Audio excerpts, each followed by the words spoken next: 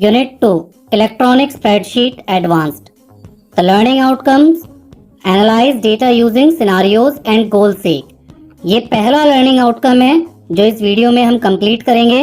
इसके practical parts के practicals करके देखेंगे किस तरीके से डेटा को कंसोलिडेट किया जाता है, सब टोटल कैसे निकालते हैं, व्हाट इफ सिनारियो क्या होता है, व्हाट इफ टूल्स क्या होता है, गोल सीक और सॉल्वर का हम कैसे इस्तेमाल करते हैं। इलेक्ट्रॉनिक स्प्रेडशीट पर काम करने के लिए हमें जरूरत पड़ेगी ओपन ऑफिस कैल्क की।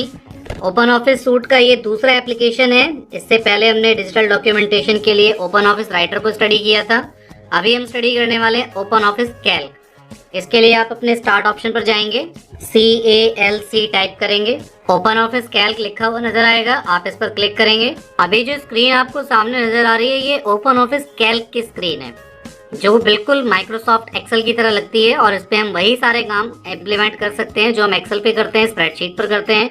ये भी एक इलेक्ट्रॉनिक स्प्रेडशीट है, बस ये ओपन ऑफिस की एप्लीकेशन है, फ्री एप्लीकेशन है, इसके लिए कोई आपको चार्ज देना नहीं होता और इजी टू अंडरस्टैंड है। तो हम अपने टॉपिक को कवर करने के लिए कंसोलिडेशन है, तो सबसे पहले कंसोलिडेशन को समझने के लिए हमने एक फाइल आपके लिए ऑलरेडी क्रिएट करके रखी है ताकि वीडियो को कंप्लीट करने में ज़्यादा टाइम ना लगे। तो हम उस एग्जाम्पल की हेल्प से समझेंगे कंसोलिडेट कैसे काम करेगा। सामने जो शीट आप देख रहे हैं इसमें कुछ डेटा है, लाइक 2018 में रवि, राहुल और दीपक ने कितने टॉयज सेल किए, कुछ भी हो सकता है। हम एक एग्जाम्पल मान के चलते हैं, अप्रैल में कितने, मई में कितने, जून में कितने। ऐसे ही 2019 में अप्रैल में कितना, मई में कितना, जून में कितना। तो ये एक डिटेल आ गई और अब हम इसका टोटल चाहते हैं यहाँ राइट साइड पर। आप चाहें तो ये टोटल किसी नेक्स्ट शीट पर भी ले सकते हैं, यह आपके ऊपर डिपेंड है। उससे पहले हम यहाँ पर सीखेंगे रेंज। रेंज क्या होती है? आप मान लीजिए मैंने ये सिंगल सेल सेलेक्ट किया है तो ये F कॉलम पे 6 है, तो इस कॉलम का, इस सेल का नाम हो गया F6। ऐसे ही अगर आप एक से ज़्यादा जब सेल सेलेक्ट कर लेते हैं, मान लीजिए ये F6 से शुरू हुआ और H8 तक गया, तो आपके यहाँ नेम बॉक्स में देखिए लिखा आ रहा है F6:H8, यानी कि ये इस रेंज का नाम हो गया। तो आप रेंज का नाम कुछ और भी दे सकते हैं। अब हम यहाँ पर दो रेंज बनाते हैं और उस रेंज में डेटा को पुट करेंगे। तो मैंने यहाँ से इसको सिलेक्ट किया जिसमें हमने अप्रैल मई जून कॉलम जो रोज हैं वो ले लिए हैं, रवि, राहुल, दीपक की, और अप्रैल मई जून कॉलम ले लिए हैं। A2 से D5 ये इसकी रेंज है। हम इसका नाम बदल देते हैं, हम यहाँ इसका नाम रखते हैं रेंज 1। ऐसे ही 2019 के लिए हम रेंज को सेलेक्ट करते हैं F2 से I5 तक, इसका नाम दे देते हैं हम रेंज 2। अब ये जो डेटा है रेंज 1 और रेंज 2 ये हमने रेडी कर लिया है। अब हम डाटा ऑप्शन पर जाएंगे, डेटा में हमें मिलेगा ऑप्शन कंसोलिडेट। कंसोलिडेट पर क्लिक करेंगे तो ये है डेटा कंसोलिडेट के लिए कंसोलिडेट डायलॉग बॉक्स, जहां पर आप सम फंक्शन अप्लाई कर सकते हैं, काउंट, एवरेज, मैक्स, मिन, प्रोडक्ट, काउंट, stdef p। तो ये अभी हम केवल सम फंक्शन को लेके चलते हैं, बेसिक फंक्शनैलिटी समझते हैं कि हम कंसोलिडेट कैसे करते हैं। तो हम चाहते हैं कि इनका टोटल क्रिएट हो जाए, तो पहले यहाँ पर आता है सोर्स डेटा रेंज और उसके साइड में एक और ऑप्शन है, आप श्रिंक भी कर सकते हैं यहाँ से, यानी आप यहाँ पर क्लिक करके रेंज बना भी सकते हैं। जैसे मान लीजिए यहाँ लिखा है $8, $8, $F, $11, यानी A8 से F11 तक का डेटा, तो ये एक रेंज सेलेक्ट हो गई है। फिर आपको उसे ऐड करना होता है, लेकिन अगर हम पहले से ही रेंज बना के रखें तो हम यहाँ पर सोर्स डेटा रेंज, देखिए हमने रेंज 1 और रेंज 2 बनाई थी, तो रेंज 1 हमने ली, ऐड कर दी। उसके बाद हमने सोर्स डेटा रेंज में रेंज 2 ली, यानी दूसरी कौन सी रेंज है। आप 2 से ज़्यादा रेंज भी यहाँ पे ले सकते हैं, तो ये दोनों रेंज हमने सेलेक्ट कर लिए हैं। अब हमें आउटपुट किस रेंज पर चाहिए, तो आउटपुट के लिए हमने कोई रेंज नहीं बनाई है, हम आउटपुट के लिए एक सिंगल सेल ले लेते हैं। मान लीजिए हमने ये सेल ले लिया यहाँ पर B8, और अब हमने नीचे मोर ऑप्शन पर जाते हैं, रो लेबल, कॉलम लेबल और लिंक टू सोर्स डेटा, तीनों को अनेबल करते हैं। अब हम तीनों का मतलब भी समझेंगे क्या मतलब है।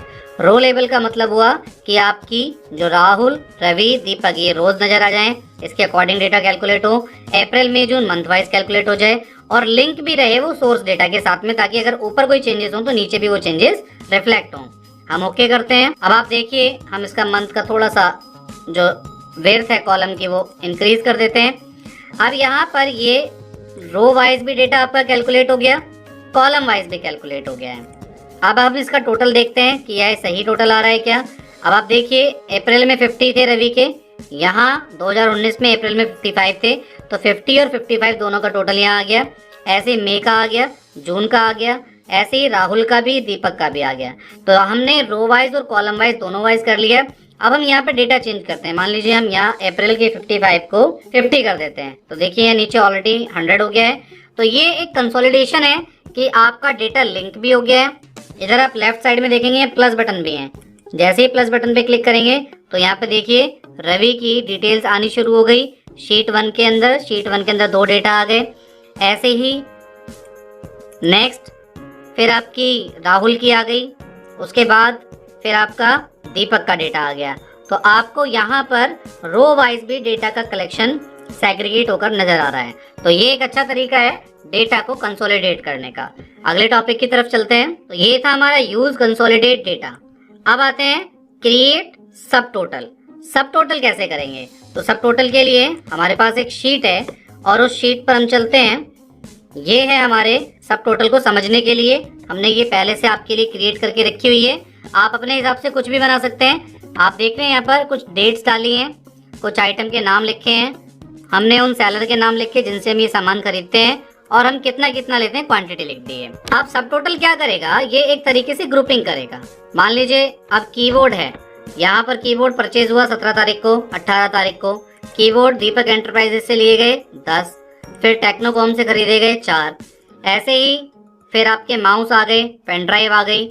तो ये कुछ सामान है जो हमने खरीदे। लेकिन अगर हम इनका टोटल करना चाहें कि मेरे पास टोटल कीबोर्ड कितने हैं, तो मुझे अलग अलग देखना पड़ेगा भी। ये 10 और 4 को मल्टीप्लाई करो। फिर माउस के देखने तो माउस को मल्टीप्लिकेशन करो, देन पेन ड्राइव को मल्टीप्लिकेशन करो। तो ये सारी चीजें मुझे करनी पड़ेगी। तो उसका सबसे अच्छा तरीका क्या है कि हम अगर किसी चीज को समराइज करना चाहते हैं, मान लीजिए हम यहाँ पर 1 या 2 एंट्री और बढ़ा लेते हैं। हम लिखते हैं कि हमने 20/4/2020 को एक कीबोर्ड आइटम को परचेज किया और उसको हमने परचेज किया टेक्नोकॉम से और हमने उसके 7 पीस परचेज किए। तो ये एक एंट्री हमने डाल दी। ऐसे हम यहाँ पर कोई और एंट्री भी लिख सकते हैं। मान लीजिए 21 तारीख को हमने एक माउस परचेज किया। माउस को हमने रवि कॉम से खरीदा और हमने 4 माउस खरीदे। अब हम एक टोटल क्रिएट करते हैं। तो अभी इसके लिए हमें करना क्या होगा? हम यहाँ पर ये रेंज सेलेक्ट कर लेते हैं, डेटा पर जाते हैं, सब टोटल पर क्रिएट करते हैं। अब आप देखिए यहाँ पर लिखा है फर्स्ट ग्रुप। हमें किसके लिए डेटा चाहिए? हम कहते हैं हमें जो डेटा है वो आइटम वाइज चाहिए, यानी हम आइटम वाइज ग्रुप करना चाहते हैं। लेकिन क्या ग्रुप करना चाहते हैं, क्या सब टोटल करना चाहते हैं? हम क्वांटिटी को सब टोटल करना चाहते हैं। किस फंक्शन के साथ? सम फंक्शन के साथ। तो जैसे कंसोलिडेट में सम के अलावा और भी फंक्शन है, ऐसे आप यहाँ पर और भी फंक्शन अप्लाई कर सकते हैं। लेकिन अभी हम बेसिक फंक्शनैलिटी को समझ रहे हैं सम के साथ। दोबारा समझते हैं। हमने यहाँ पे ग्रुप बाय में लिया आइटम। यहाँ पे चारों फील्ड आ रही हैं, डेट, आइटम, सेलर, क्वांटिटी। हमें आइटम वाइज मान लीजिए चीज देखनी है, लेकिन क्वांटिटी पता करनी है। और हम जैसे ही इसे ओके करते हैं, अब आप देखिए कीबोर्ड का सम आ गया। जो कीबोर्ड की एंट्री हमने लास्ट में की थी वो भी यहाँ ग्रुप होकर के आ गई कि भाई दीपक से टेक्नोकॉम से कितने खरीदे गए। टोटल 21 कीबोर्ड्स परचेज हुए।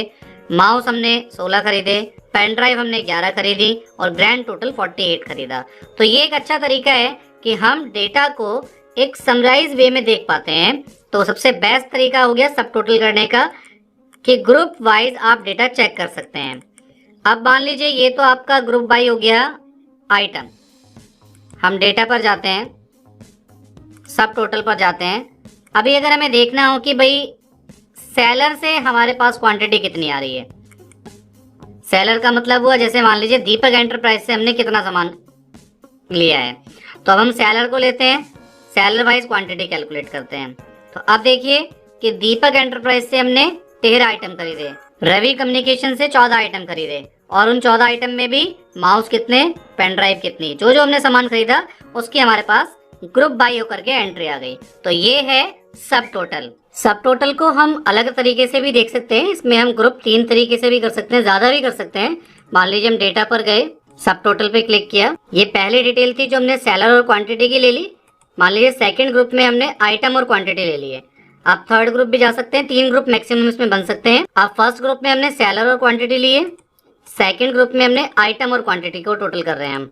कि आइटम वाइज ग्रुप करेंगे और क्वांटिटी करेंगे। अब जैसे हम ओके करते हैं तो अब आप देखिए हमारा जो सब टोटल है वो दो तरीके से आ गया है, एक आइटम वाइज आ गया है, एक सेलर वाइज आ गया है।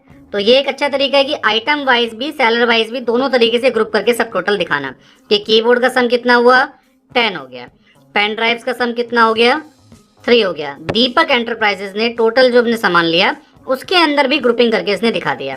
तो ये एक तरीका है कि आप सब टोटल को इस तरीके से भी मैक्सिमम 3 ग्रुप में 3 तरीके से फिल्टर करके ग्रुप बाय करके टोटल चेक कर सकते हैं। इससे आगे के टॉपिक जैसे use what if scenarios, what if tools, goal seek and solver, इसके लिए हम अगली वीडियो पर आएंगे। अभी इस वीडियो में हम इतना ही कॉन्सेप्ट कवर करते हैं।